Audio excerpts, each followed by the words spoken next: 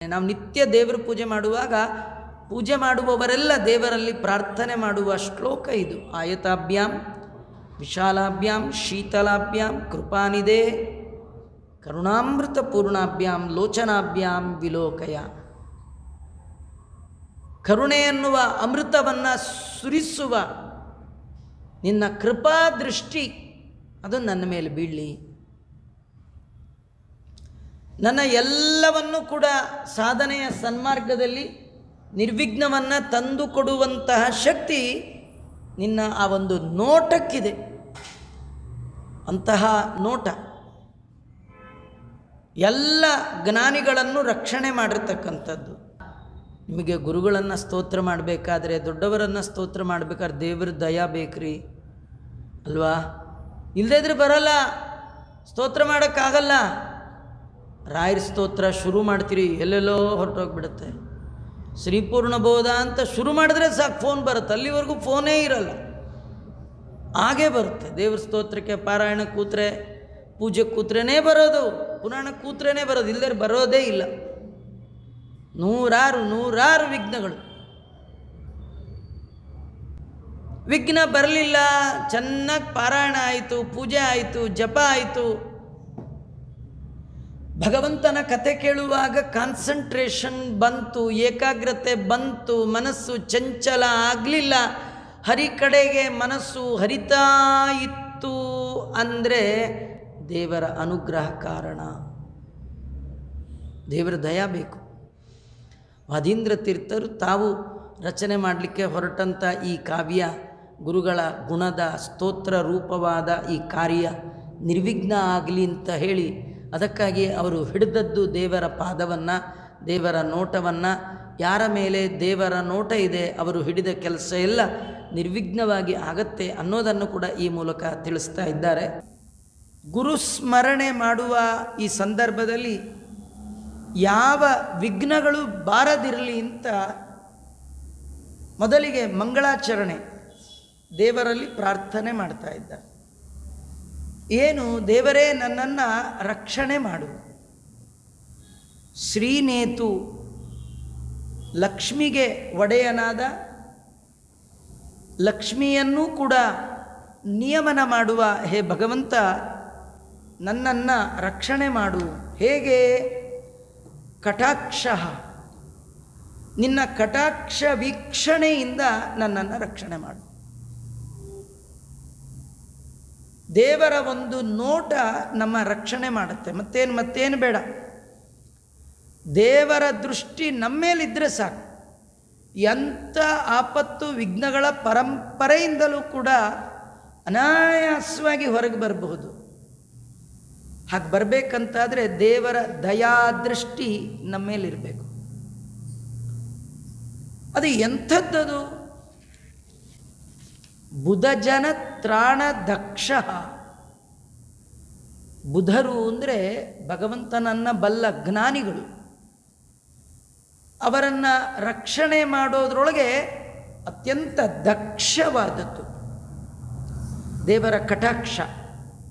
ಅಂತಹ ಕಟಾಕ್ಷ ನನ್ನನ್ನು ರಕ್ಷಣೆ ಮಾಡಲಿ ಅಂತ ಪ್ರಾರ್ಥನೆ ಮಾಡ್ತಾ ಇದ್ದಾರೆ. ಅದು ಎಂಥದ್ದದು? ಆ ದೇವರ ಕಣ್ಣೋಟ ಹೇಗಿದೆ? ಉನ್ಮೀಲನ್ ನೀಲ ನೀರೇ. ಅಂದರೆ ಆಗ್ತಾನೆ, ಉನ್ಮೀಲನ ಅಂದರೆ ಅರಳೋದು, ಆಗ್ತಾನೆ ಅರಳ್ತಾ ಇರುವಂತಹ ನೀಲಿಯ ಕಮಲ. ಆ ಕಮಲಗಳ ಗುಂಪು, ಅವುಗಳ ಎಲ್ಲ ಕಾಂತಿಯನ್ನು ಹೀರುವಂತಹ ಕಾಂತಿ ಉಳ್ಳದ್ದು ಆ ದೇವರ ಕಣ್ಣಿನ ಕಟಾಕ್ಷ.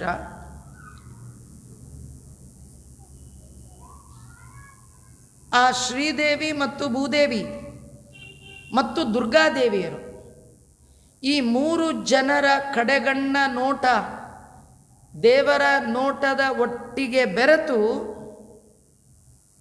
ಅತ್ಯಂತ ರಂಜಿತವಾಗಿ ವರ್ಣೋಪೇತವಾಗಿ ಕಾಣ್ತಾ ಇದೆ.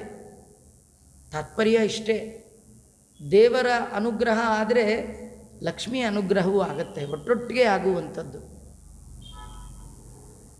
ಲಕ್ಷ್ಮಿಯ ಅನುಗ್ರಹ ಆಯಿತು ಅಂದರೆ ಉಳಿದೆಲ್ಲ ದೇವತೆಗಳದ್ದು ಅನುಗ್ರಹ ಆಗಿಬಿಡುತ್ತೆ. ಎಲ್ಲರ ಅನುಗ್ರಹಕ್ಕೆ ಕಾರಣವಾದ ಪ್ರಧಾನವಾದ ಅನುಗ್ರಹ ದೇವರ ನೋಟ. ಆ ನೋಟದ ಒಟ್ಟಿಗೆ ಶ್ರೀ ಭೂ ದುರ್ಗೆಯರ ನೋಟ ಸೇರಿದೆ.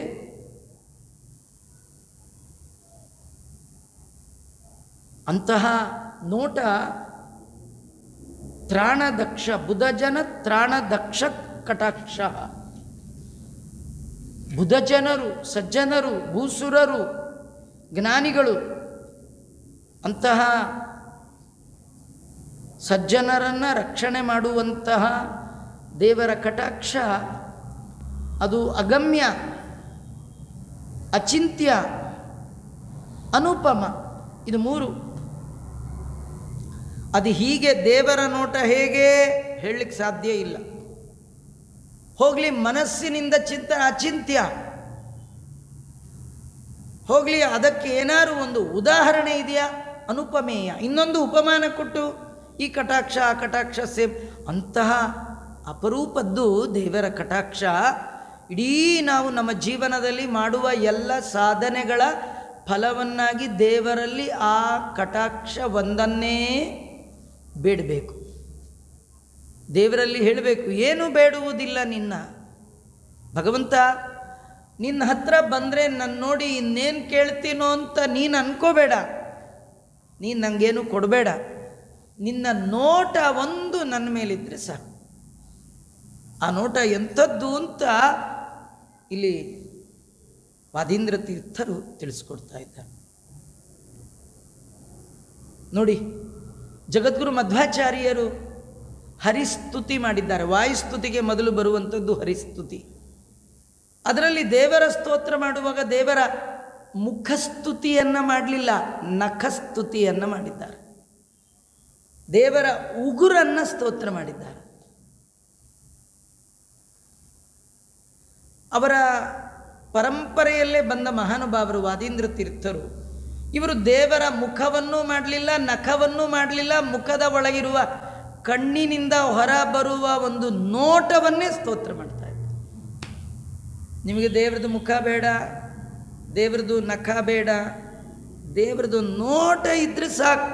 ನೀನು ಯಾಕೋ, ನಿನ್ನ ಹಂಗೆ ಯಾಕೋ, ನಿನ್ನ ನಾಮದ ಬಲ. ದಾಸರು ಇನ್ನೂ ಮುಂದೋಗಿ ದೇವರು ಬೇಡ, ದೇವ್ರ ಉಗುರು ಬೇಡ, ನೋಟನೂ ಬೇಡ, ಅವನದೊಂದು ನಾಮ ಸಾಕು. ಹೀಗೆ ಭಕ್ತರು ಭಗವಂತನ ನಾಮ, ನೋಟ, ಮುಖ, ಉಗುರು, ಕಾಲು ಒಂದೊಂದನ್ನು ಸ್ತೋತ್ರ ಮಾಡಿದ್ದಾರೆ. ಆ ನಿಟ್ಟಿನಲ್ಲಿ ನೋಡುವಾಗ ವಾದೀಂದ್ರ ತೀರ್ಥರು ದೇವರ ಕಟಾಕ್ಷವನ್ನೇ ಸ್ತೋತ್ರ ಮಾಡ್ತಾ ಇದ್ದಾರೆ. ಆ ಸ್ತೋತ್ರ ಮಾಡಿ ನಂತರದಲ್ಲಿ ಮಾತು ಮನಸ್ಸಿಗೆ ಅಭಿಮಾನಿಯಾದಂತಹ ಲಕ್ಷ್ಮಿ, ಶ್ರುತಿ ತತಿಗಳಿಗೆ ಅಭಿಮಾನಿ ಮಹಾಲಕ್ಷ್ಮಿ, ಸಕಲ ವಾಂಗ್ ಮನಸ ದೇವತಾ ಮಹಾಲಕ್ಷ್ಮಿ. ಅವಳ ಯೋಗ್ಯತೆ ಎಂಥದ್ದು ಅಂದರೆ ದೇವರ ಕಡೆಗಣ್ಣ ಕುಡಿನೋಟ ಆಶ್ರಯ ಮಾಡಿಕೊಂಡು ಈ ಚೇತನಾತ್ಮಕವಾದ ಜಗತ್ತಿನ ಸೃಷ್ಟಿಯನ್ನು ತನ್ನ ಕಣ್ಣಿನ ಮೇಲಿರುವ ಹುಬ್ಬಿನ ರೆಪ್ಪೆಯ ಕುಣಿತದಿಂದ ಮಾಡ್ತಾಳಂತ. ಎದ್ದೋಗೋದು ಕೂತ್ಕೊಳ್ಳೋದು ಯಾವಿಲ್ಲ. ಆ ರಮಾದೇವಿ ಜಗನ್ಮಾತೆ ತನ್ನ ಹುಬ್ಬು ಒಂದು ಸತಿ ಆಡಿಸಿದ್ರೆ ಒಬ್ಬ ಬ್ರಹ್ಮ ಬಂದು ಹೋಗ್ತಾ ಇರ್ಬೇಕು. ಎಂಥ ಯೋಗ್ಯತೆ ರೀ, ಎಂಥ ಪವರ್ಫುಲ್ ಜಗನ್ಮಾತ. ಉಪಕಲ್ಪಿತ ಕಿಲ ಜಗತ್ ಸರ್ಗೇ. ಈ ಚೇತನಾತ್ಮಕವಾದ ಸಕಲ ಪ್ರಪಂಚವನ್ನು ಸೃಷ್ಟಿಸುವ ಅಷ್ಟೇ ಅಲ್ಲ, ಅಜ ಬರ್ಗೆ ಈಡಿತೆ ಯಾರಿಂದ? ಅಜನಿಂದ, ಬ್ರಹ್ಮಾದಿಗಳಿಂದ, ರುದ್ರಾದಿ ದೇವತೆಗಳಿಂದ ಈಡಿತೆ ಸ್ತೋತ್ರ ಮಾಡಿಸಿಕೊಳ್ಳುವವಳೇ ಲಕ್ಷ್ಮಿ. ಎಷ್ಟು ದೊಡ್ಡವಳು ಅಂದರೆ ಜೀವೋತ್ತಮರಾದ ಬ್ರಹ್ಮದೇವರು, ವೈಷ್ಣವೋತ್ತಮರಾದ ರುದ್ರದೇವರು, ದೇವೋತ್ತಮರಾದಂಥ ಇಂದ್ರಚಂದ್ರ ಮೊದಲಾದ ದೇವತೆಗಳು ಆ ತಾಯಿಯನ್ನು ಹೊಸ ಕಣ್ಣು ಎನಗೆ ಹಚ್ಚಬೇಕು ಜಗದಂಬಾ ಅಂತ ಬ್ರಹ್ಮೇಶ ಶಕ್ರ ರವಿಧರ್ಮ ಶಶಾಂಕ ಪೂರ್ವ ಗಿರ್ವಾಣ ಸಂತ ತಿರಿಯಂ ಯದಪಂಗಲೇಶಂ. ಆ ರಮಾದೇವಿಯ ಒಂದು ಕಡೆಗಣ್ಣ ನಮ್ಮ ಮೇಲೆ ಯಾವಾಗ ಬೀಳುತ್ತೆ ನೋಟ ಅಂತ ಬ್ರಹ್ಮ ಇಂದ್ರ ರುದ್ರ ಚಂದ್ರಾದಿ ದೇವತೆಗಳು ನಿರಂತರ ತಾಯಿಯನ್ನು ಸ್ತೋತ್ರ ಮಾಡ್ತಾ ಇದ್ದಾರೆ. ಅಂಥವಳು ನೀನು. ಮತ್ತೆಂಥವಳು ಅಂದರೆ ನಿನ್ನ ಸೌಂದರ್ಯ, ಲಾವಣ್ಯ, ನಿನ್ನ ಲಾವಣ್ಯ ಸೌಂದರ್ಯ, ಅದರಿಂದ ಅದರೀಕೃತ ಮರವಧೂ ವರ್ಗೇ, ದೇವಲೋಕದ ಎಲ್ಲ ಹೆಣ್ಣು ಮಕ್ಕಳು ಜಗನ್ಮಾತೆಯ ಸೌಂದರ್ಯಕ್ಕೆ ಮಾರು ಹೋಗಿ ತಲೆ ತಗ್ಗಿಸಿಬಿಟ್ಟಿದ್ದಾರೆ. ಎಲ್ಲ ದೇವತಾ ಸ್ತ್ರೀ ಸಮೂಹ ಜಗನ್ಮಾತೆಯ ಸೌಂದರ್ಯಕ್ಕೆ ಮರುಳಾಗಿ ತಲೆ ತಗ್ಗಿಸಿಬಿಟ್ಟಿದ್ದಾರೆ. ನಿನ್ನ ಸೌಂದರ್ಯದ ಮುಂದೆ ಉಳಿದ ಯಾವ ಹೆಣ್ಣು ಮಕ್ಕಳು ದೇವತಾ ಲೋಕದ ಸ್ತ್ರೀಯರ ಸೌಂದರ್ಯವೂ ಇಲ್ಲ. ಅಂಥ ಸುಂದರಿ ನೀನು. ಸುಂದರಿ ಅಂತ ಕರೆದ್ರೆ ಅದು ಮಹಾಲಕ್ಷ್ಮಿನೇ ಅಲ್ಲ, ಇನ್ಯಾರಿಗೋ ಸುಂದರಿ ಅಂತಿದೆಯಲ್ಲ, ಸುಮ್ಮನೆ ಇಟ್ಕೊಂಡಿದ್ದಾರಟ್ಟೆ. ಈ ಕೆಲವರು ಕ್ಷೀರಸಾಗರ ಭಟ್ಟ ಇಟ್ಕೊಂಡು ಮಿಲ್ಕ್ ಬೂತ್ ಮುಂದೆ ಕ್ಯೂ ನಿಂತಿರ್ತಾರಲ್ಲ, ಹಂಗೆ ನಮ್ಮ ಹೆಸರೆಲ್ಲ ಸುಂದರ್ ರಾಜ್ ಅಂತ ಇಟ್ಕೊಂಡಿರ್ತಾರೆ. ಮೂತಿ ಒಂದು ಕಡೆ ಇರುತ್ತೆ, ಮುಖ ಹಂಗಾದ್ರೆ ಸುಂದರಿ ಲೋಕಮಾತ ಅವಳೇ ಮಹಾಲಕ್ಷ್ಮಿ. ಯಾರಲ್ಲಾದರೂ ಏನಾದರೂ ಸೌಂದರ್ಯ ಇದ್ರೇ ಅವ್ರು ನೋಡಿ ಒಳ್ಳೆ ಮಹಾಲಕ್ಷ್ಮಿ ಕಳೆ ಅಂತ. ಇನ್ನು ಸ್ವಯಂ ಮಹಾಲಕ್ಷ್ಮಿಗೆ ಇನ್ನೆಷ್ಟಿರಬೇಡ ಕಳೆ. ದೇವಲೋಕದ ಎಲ್ಲ ಸ್ತ್ರೀಯರು ತಲೆ ತಗ್ಗಿಸಿಬಿಟ್ಟಿದ್ದಾರೆ. ಅಂತ ಶ್ರೇಷ್ಠವಾದ ಸೌಂದರ್ಯ ನಿಂದು. ಅಂತಹ ತಾಯಿ ಈ ಲೋಕದಲ್ಲಿ, ಸ್ವರ್ಗದಲ್ಲಿ, ಮೋಕ್ಷದಲ್ಲಿ ಎಲ್ಲಿದ್ದರೂ ನಮ್ಮ ಮನಸ್ಸು ಮಾತ್ರ ಯಾವಾಗಲೂ ನಿನ್ನಿಂದ ದೂರ ಹೋಗಬಾರದು. ಅಮ್ಮ ನಿನ್ನ ಬಿಟ್ಟು ಈ ಮನಸ್ಸು, ಯಾಕಂದರೆ ಮಕ್ಕಳಿಗೆ ತಾಯಿಯಿಂದ ದೂರ ಆಗಿಬಿಟ್ರೆ ಭಾರಿ ಭಯ. ಎಂಥ ತಾಪತ್ರೆ ಇರಲಿ, ಅಮ್ಮ ಇದ್ಬಿಟ್ರೆ ಮಕ್ಕಳಿಗೆ ಏನೋ ಒಂದು ಪ್ರೊಟೆಕ್ಷನ್. ಅಮ್ಮ ಇದ್ಬಿಟ್ರೆ ಸಾಕು, ಮುಗೀತು. ನೀನು ನಮಗೆಲ್ಲ ಅಮ್ಮ, ನೀನಿದ್ರೆ ಸಾಕು, ನಿನ್ನ ಸಾಮೀಪ್ಯ ಇದ್ದರೆ ಸಾಕು. ಎಲ್ಲೇ ಆಗಲಿ ನಿನ್ನನ್ನು ನಾವು ಮರಿಬಾರ್ದು. ಯಾವ ಕಾಲದಲ್ಲಿಯೂ ಕೂಡ ನಿನ್ನ ಬಿಟ್ಟು ನಮ್ಮ ಮನಸ್ಸು ದೂರ ಹೋಗದ ಹಾಗೆ ಸ್ವಾಭಾವಿಕವಾಗಿ ನಿನ್ನನ್ನು ಅಪೇಕ್ಷೆ ಮಾಡುವಂಥದ್ದು. ಮಕ್ಕಳು ಅಮ್ಮ ಬೇಕು ಅಂತ ಅಳ್ತಾರೆ. ಯಾಕೆ ಬೇಕಮ್ಮ ಅಂದರೆ, ಯಾಕೆ ಬೇಕು ಅಂದರೆ ಅಮ್ಮ ಅಲ್ವಾ, ಅದಕ್ಕೆ ಬೇಕು. ಅಮ್ಮ ಯಾಕೆ ಬೇಕು ಅದಕ್ಕೆ ರೀಸನ್ ಇಲ್ಲ. ಮಗುಗೆ ಅಮ್ಮ ಬೇಕು, ಯಾಕೆ ಸ್ವಭಾವ. ಹಾಂ, ಹಾಗೆ ಜಗನ್ಮಾತೆ ನೀನು ನಮಗೆ ಬೇಕು. ಯಾಕೆ ಅಂದರೆ ಅಮ್ಮ ಲೋಕಮಾತೆಯು ನೀನು, ನಿನ್ನ ತೋಕನಲ್ಲವೇ ನಾನು ಅಂತಾರೆ ದಾಸರಾಯರು. ಅಮ್ಮ ಲೋಕಕ್ಕೆ ನೀನು ತಾಯಿ ಆದಮೇಲೆ ಲೋಕದೊಳಗಿರುವ ನಾನು ನಿನಗೆ ತೋಕ ಅಂದರೆ ಮಗ ಅಲ್ವಾ. ನಿನ್ನ ಬಿಟ್ಟಿರೋಕ್ಕಾಗತ್ತಾ? ಎಲ್ಲೇ ಹೋದರೂ ನಾನು ನಿನ್ನ ಮಗನೇ. ಸ್ವಾಭಾವಿಕವಾಗಿ ನಮಗೆ ನಿನ್ನ ಸಾಮೀಪ್ಯವನ್ನು ಕರುಣಿಸು.